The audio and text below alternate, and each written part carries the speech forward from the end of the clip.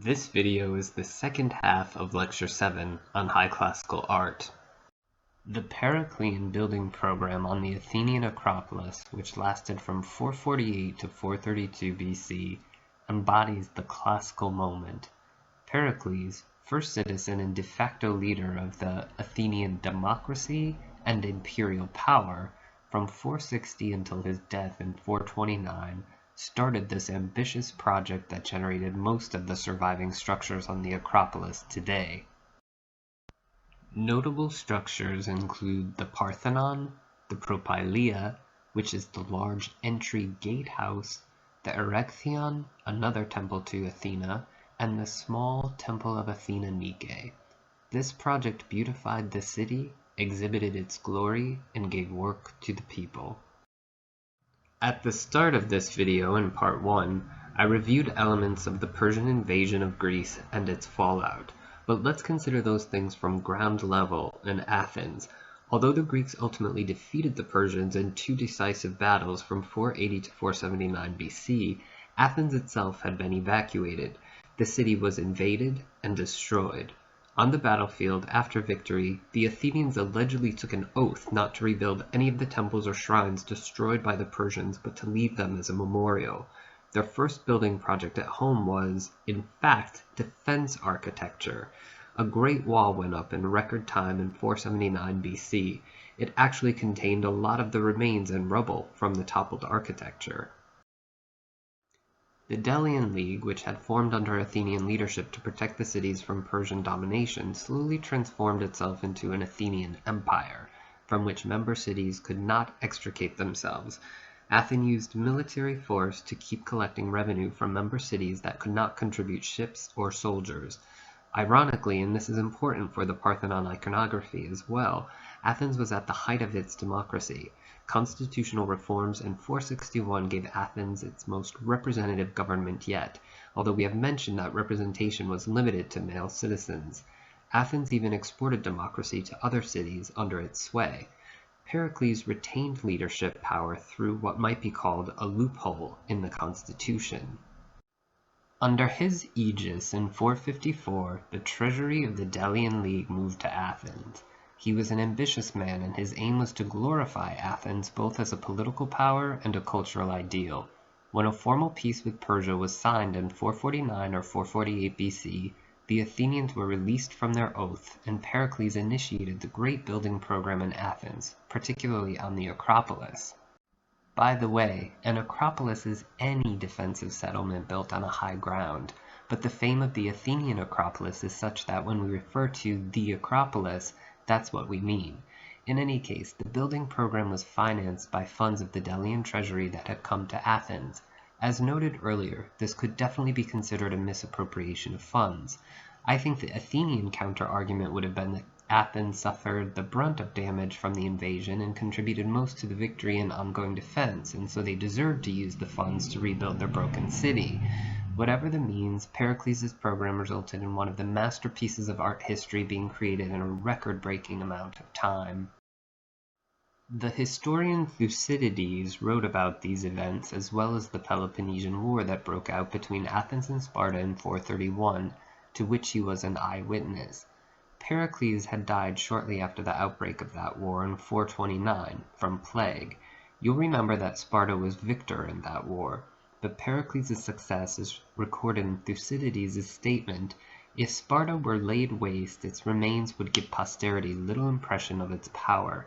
But if the same misfortune overtook Athens, the power of the city from its visible remains would seem to have been twice as great as it is." Such a great quote that speaks to the resources Athens put into its urban beautification. Although Sparta was a great military power, it left nothing to posterity, except perhaps the stories of its greatness. Athens left a masterpiece that still speaks to us 2,400 years later. The Acropolis in Athens was a sacred site. In Athenian belief, it was the site where the goddess Athena offered the first domesticated olive tree, and it was also the site where Poseidon's trident mark showed where he pierced the earth to draw forth a saltwater spring. This actually happened in a contest between the two deities for the patronage of Athens. Though grateful to Poseidon for their connection to the sea, the Athenians decided the olive tree was more valuable, and indeed we have seen that it remained at the heart of their economy. Both the olive tree and the trident marks in the ground became sort of roped-off spaces. However, since it was Athena who became the patron goddess, the temples were dedicated to her. The older temples lay in ruins after the Persian invasion, and one of the most important projects was raising a new temple dedicated to Athena, the Parthenon.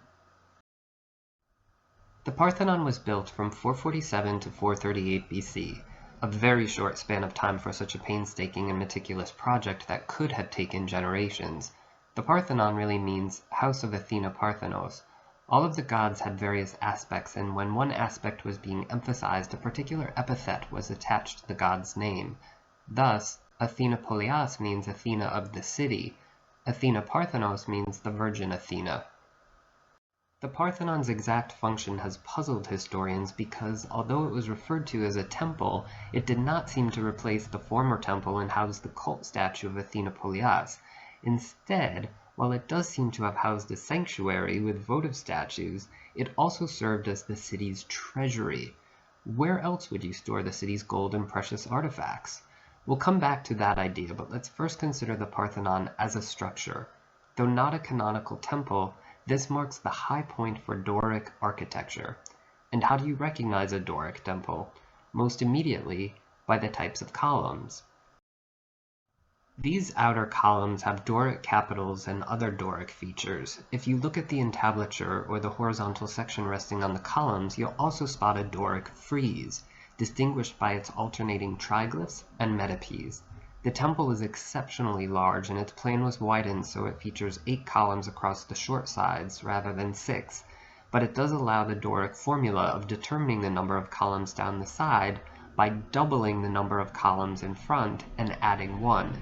That's to say, 8 plus 8 equals 16, plus 1 equals 17 columns down the long sides. There are other unique features of the plan, including the interior row of 6 columns at the front and back porches. Although these are Doric columns, there was a continuous Ionic frieze around the exterior wall of the building inside the peristyle, or outermost colonnade. 4 Ionic columns supported the ceiling in the rear chamber. A very precise geometry and attention to proportions was integral to the planning of the Parthenon, although the intentions of the architect Ictinus are not documented. Some have claimed to find the golden ratio throughout the building, making architectural proportions analogous to Polykleitos' ideal human proportions. Others have found a simpler 4:9 ratio that relates the height of the rectangular part of the building to its width, and the width of one column to the length between the center of 2 columns. In any case, the Parthenon is renowned for its incredible refinement. It's hard to explain just how meticulous this is, especially from the point of view of craftsmanship. There are no straight lines on the building, and there are almost no interchangeable parts. The stylobate in the entablature curves so that there is a swelling in the center and a dip at the ends. An exaggerated view of the temple's floor would look like this. At the same time, all of the columns lean slightly inwards. Finally, each column bulges slightly as it tapers towards the capital. This is called entasis, and we've seen it in the archaic temples at Paestum as well. There are many theories regarding these refinements. Many believe that they are optical corrections. In other words, the natural illusion of a perfectly straight building is that it curves outward and that it sags in the middle, making it appear less stable and less attractive. The optical refinements would correct those problems. There are, however, a few problems with that. For this natural illusion to have its effect on straight lines, there are limited optimum viewing points.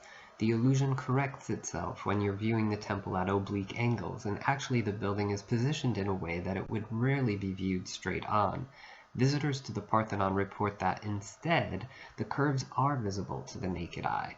Certainly when you stand at one end of the building, the downward slope is visible.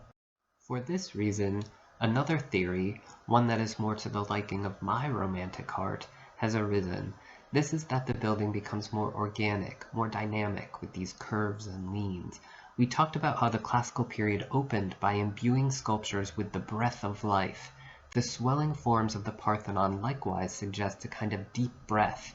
The building seems less severe, less static, as it sort of gently expands in anticipation of its citizens' entries, while simultaneously leaning in protectively to envelop them. It adds a touch of intimacy at a grandiose scale. Either way, the attention to detail seems as lovingly as painstakingly executed. But the Parthenon was more than just a structure. It housed a virtual museum of sculpture. In particular, we'll be looking at the sculptures of the pediment, the high-relief sculptures on the metopes, on the exterior Doric frieze that consists of alternating triglyphs and metopes. We'll be looking at the interior Ionic frieze, which would be a continuous frieze featuring relief sculpture, and we'll be looking at the chryselephantine statue placed in the cella of the building. Of course, everything would have been painted. Here's a nicer picture in color, showing the painted pediment sculptures and metopes. In this cutaway, you can also see just a bit of the interior Ionic frieze, as well as the cella, with the chryselephantine statue.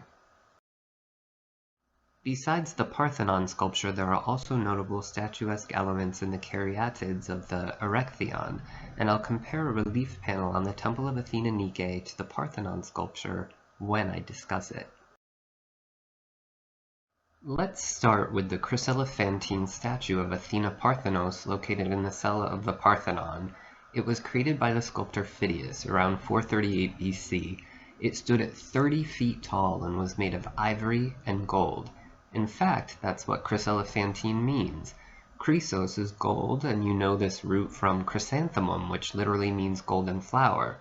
Elephantine refers not to the elephant itself, but the animal's ivory tusks.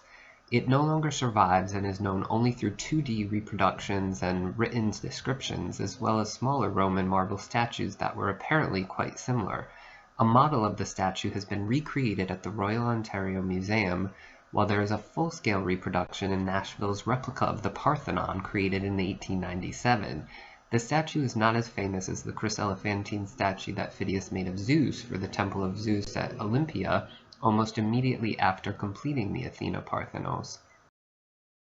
This is a 19th century illustration of what the statue might have looked like, with a rather Baroque flourish in the drapery. The statue is 41 feet tall, adding about another 30% to the height of the Athena, and since Zeus was seated at that height, he looked far more enormous. This work came to be considered as one of the 7 wonders of the ancient world. Meanwhile, historians have considered the chryselephantine statue of Athena to literally embody parts of the Athenian treasury. That's to say, the gold plates could be removed from the statue in times of financial need and repurposed as gold currency. The statue is thus, at once, an artistic wonder, a sacred object of spiritual reverence, and a monumental manifestation of the state's gold reserve. That's quite a lady. Moving back outside to the pediments, we have 2 poorly preserved scenes that are shown here in reconstructions. The west pediment shows the contest between Athena and Poseidon. The east pediment shows the birth of Athena. The reconstructions do not show the works in color, as they would have been rendered. The actual sculptures were removed from the Parthenon and put in a museum, not in Athens, but instead in London, in the British Museum. In fact, the Parthenon marbles are called the Elgin marbles because in the early 19th century, when archaeology was still relatively new and the great interest in antiquity was reflected in the neoclassical style of the time, Lord Elgin made a deal with the Ottoman Turk authorities occupying Greece and had all of the Parthenon sculptures, pediments, metopes, and Ionic friezes, removed from the building and shipped to Britain. This quickly became a source of controversy, especially after Greece regained its independence in the 1820s, but the British have refused to repatriate any of the sculpture to Athens. Moreover, although the removal of the sculptures from the edifice benefited them in some ways, technology was not so great in the early 19th century, and considerable damage was done in both the process of removal and the process of shipping. Returning to the reconstructions, which, since so little remains, are rather speculative, I'd like to stress that of course both of these stories are about Athena, although the West Pediment contest is very particular to Athens. One interesting observation that has been made is that the story specific to Athens visually underlines a specific sense of place, while the more universal story of Athena's birth visually underlines a sense of time. It does this by showing the sunrise on the left, Helios riding his chariot into the sky, just as Selene would be taking the moon off the scene on the right. This means that it is daybreak. Perhaps this indicates that it is the dawn of a new era. The birth of Athena may be analogized with the birth of Athens. Even so, the rising sun imparts a more universal feeling of quiet assurance as the sun rises each day in a cycle that renews itself throughout eternity. As you look at the West Pediment, you may be wondering how place, or geography, is specified.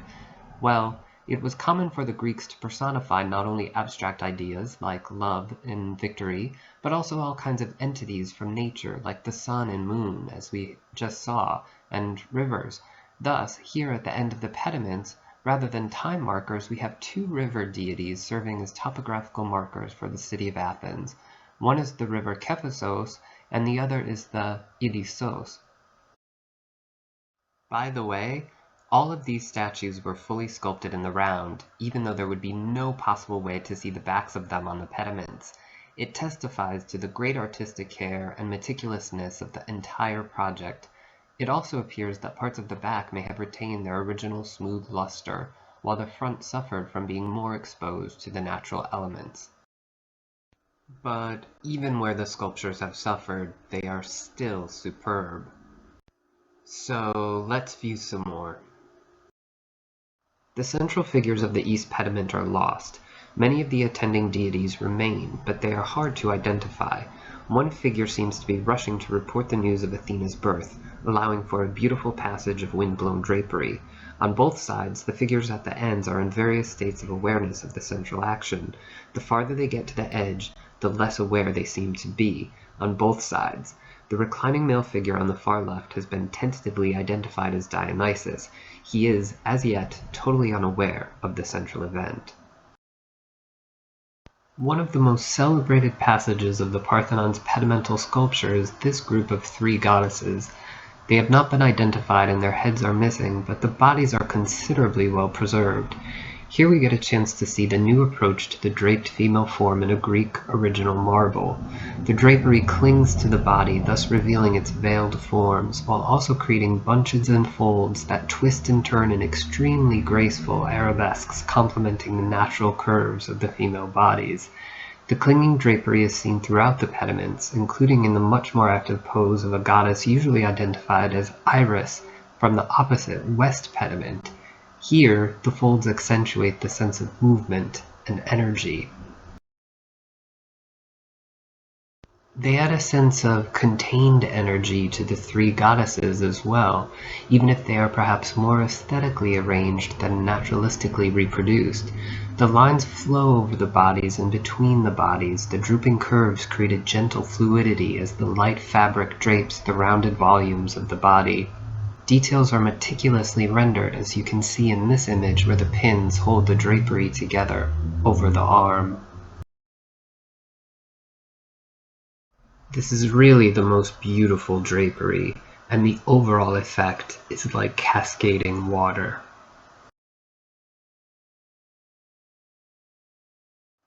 There is a similar approach to representation of the female figure in parapet relief sculptures from the Temple of Athena Nike, pointed out by the blue arrow. Nike means victory, and the temple is dedicated to victorious warrior Athena. Victory has its own personification, winged females called Nike in ancient Greek, or Nike in the singular. This image shows one Nike adjusting her sandal and dates to about 425 to 420 BC, although dates as late as 410 have been proposed. This is the epitome of the wet or clinging drapery technique, and the folds create a smooth but striking calligraphy.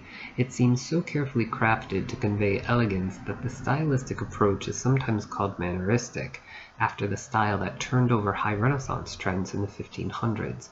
Some scholars have noted that the Peloponnesian War and the death of Pericles ushered in a new style along with a new era in the last quarter of the 5th century. Although still classical, it would be distinguished as the rich style, but we won't be exploring work from this period in enough detail to make that distinction. You might note that, although female nudity is not yet accepted in public or sacred art, the drapery does not particularly conceal her breasts, her abdomen and navel, and other alluring parts of her body. We can now turn to the Parthenon's metopes, dating to the years between 447 and 438 BC. Most of these are in museums, but you can see a few in their original place between the triglyphs, as part of the Doric frieze in the entablature above the Parthenon's columns. The alternating triglyphs and metopes went around the entire exterior of the building, and each side had its own theme. The east metopes, which are on the entrance side, depict a gigantomachy, or battle of gods and giants. The south metopes on the long side depict a centauramachy, or battle of lapiths and centaurs. The west metopes depict the amazonomachy, or battle between the Greeks and the female warriors of Anatolia known as the Amazons, and the north metopes on the other long side depict the sack of Troy. I'll highlight a few images from the battle of lapiths and centaurs. They show simple compositions, usually pairing a centaur with a Greek, whether a Lapith warrior or one of the Lapith maidens that the centaurs randomly tried to abduct. We'll remember that this attempted abduction took place at a wedding, thus inciting the ultimate wedding battle royale. We talked about the deep importance of the theme of civilization over barbarism in the Greek spirit, and how this story illustrates the theme of human rationality over animalistic impulses and savagery. It underscores, in narrative terms, the idea of reason that the mathematically devised proportions of the Parthenon building already embodied. Even so, since not every metope shows a Greek in a position of dominance, struggle is emphasized. It cannot be taken for granted that reason and culture prevail. The struggle is illustrated in compositions of surprising grace as well as incisiveness in their simplicity. Visual lines and forms are generally crisp, pure, clear, legible, pared down, smooth, fluid, and organized. The poses are almost conceptual, capturing the idea of struggle, its essence, without the much more chaotic and even gruesome reality of deadly combat. The hectic nature of battle is transformed into these striking duets, and with that word I am intentionally evoking dance. There is a certain stillness to the images that belies this idea of dance, but the pairs are more artfully posed than frozen, and the poses are precarious enough, strained just enough to suggest imminent movement. The action is fully comprehensible. In no image are these qualities better expressed than in the large image here, South Metope 27. If we did not have the context of a battle, the ruins of this metope would look like the depiction of a ballet. The two figures pull apart from each other in a kind of V shape. This epitomizes the strife motif commonly seen in classical art. Here, the strife motif yields to an overall sense of roundness, with the idea of a circle underpinning the composition. Especially fluid visual lines further organize the interaction between the two figures. They undulate, and the more literal repetition of curves in the purely decorative cape of the nude warrior unifies a composition elegantly based on the principle of roundness. Although it would be practically impossible for the cape to fall in this way and at this moment, it makes sense visually as a backdrop to the balletic warrior. One might note that, in this pose, the perfect classical body is also finely put on display. The Parthenon's Ionic frieze on the exterior wall of the interior building could only be viewed from inside the peristyle and by looking up. It is most commonly believed to represent the Panathenaic procession. This procession, which was one part of an annual festival in honor of Athena, started at the Dippolon Gate, continued down the main thoroughfare across the Agora, or large open marketplace, and on towards the Acropolis, whose access required a steep hike up to the Propylaea, before finally crossing the Acropolis to conclude at the Temple of Athena.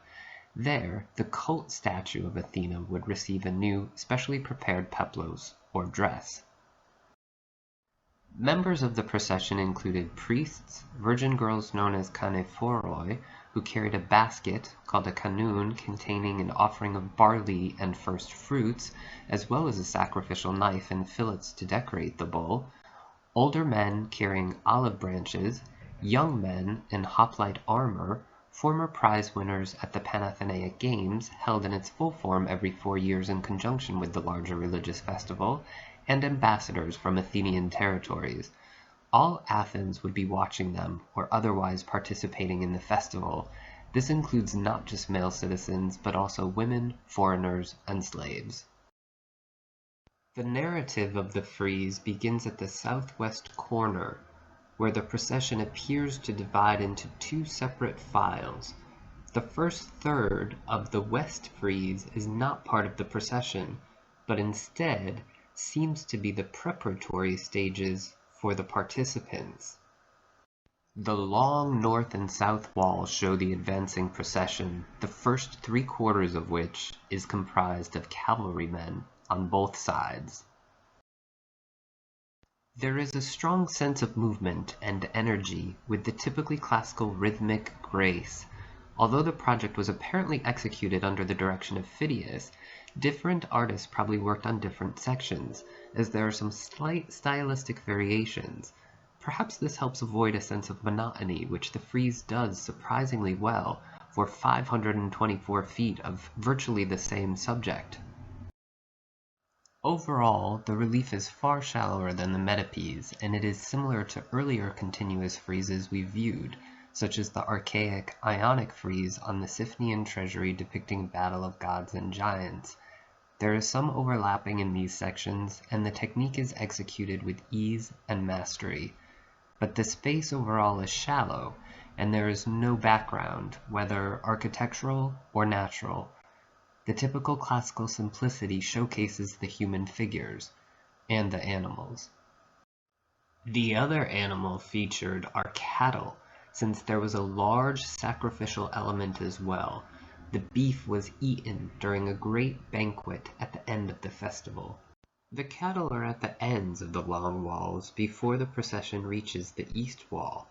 They advance just in front of a group of hydria, tray, and tablet bearers. On the east wall, we have the culmination of the procession. A child hands a piece of cloth to a bearded leader. Presumably, it is the new peplos for the traditional olive-wood cult statue of Athena. The gods sit amongst the mortals on the east frieze. Naturally, they bear proud witness to these events in their honor, although they would not be visible to the mortals. They are rendered at a slightly larger scale, but you may note that they look just like their worshippers, no more and no less idealized. Also on the east frieze are the so-called ergastinai, or weavers, possibly depicting the kanephoroi, handing the canoon to the male figure on the extreme left. The mood of the frieze is solemn and idealized, but the subject matter is noteworthy. The entire perimeter of the inner building is dedicated not to mythological stories and legends, but to the life of the Athenian citizenry. As such, the self-representation that the Athenians saw sculpted into their most important edifice reflects the type of representation that they prized in their democratic state. In other words, this is a monument by, for, and at some level, dedicated to the people. Athena is indeed their patron goddess, but in this age of humanism, there is no Athens without its people. I'm going to wind down this lecture on the High Classical period with a brief discussion of vase painting. There are only subtle changes that don't warrant a more in-depth study than what we've already done. One notable change starting in this time was an emphasis on the decorative qualities of the surface of the vase. It could be incised, stamped, and otherwise worked. Red figure painting continued its somewhat repetitive course.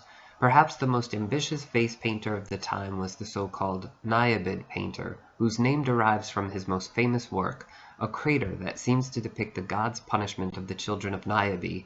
Queen Niobe boasted that her 14 children were better than the goddess Leto's 2 children, the twins Artemis and Apollo. Big mistake. Huge. What followed was divine retribution. In the vase painting we can identify the slain or wounded children, Athena and Heracles on one side, and Apollo and Artemis on the other. The crater was found in an Etruscan burial in Orvieto. Scholars have speculated that it may be derived from a wall painting that would have included modeling and more background elements that this painting lacks. The artist has included a tree and a rock, but there is no ground line.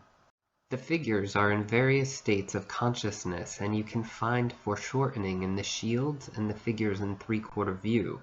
Despite the varied placement of the figures, the attempt at a real sense of depth is limited by the technique.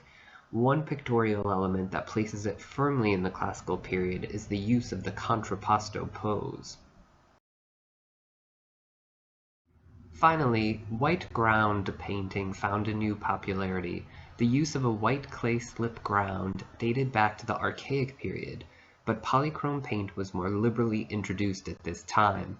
The technique was generally too unstable for everyday use, but it was used to decorate lekythoi in funeral offerings. Typical subjects include women carrying garlands to decorate funeral monuments, often in a tomb setting, although occasionally there are other scenes of quiet contemplation and melancholy, as in this lekythos by the Achilles painter, showing a warrior bidding his wife farewell as he makes his departure. Another lekythos by the Achilles painter shows a seated muse with a lyre and another figure who is standing listening. These works are understated and refined, quintessentially classical. The figures' expressions are passive and aloof, and the overall mood is calm. The simplicity of the compositions and overall rendering effectively showcases the purity of line and the tendency towards an idealizing naturalism. Seeing the same artistic goals applied to sculpture in the round, such as Polykleitos' Doryphoros and the Parthenon pediment statues, in relief sculpture, such as the high-relief Parthenon Metopes and the more shallow-relief Parthenon Ionic frieze, and now in vase painting, should reinforce your understanding of the high classical style of the second half of the 5th century BC.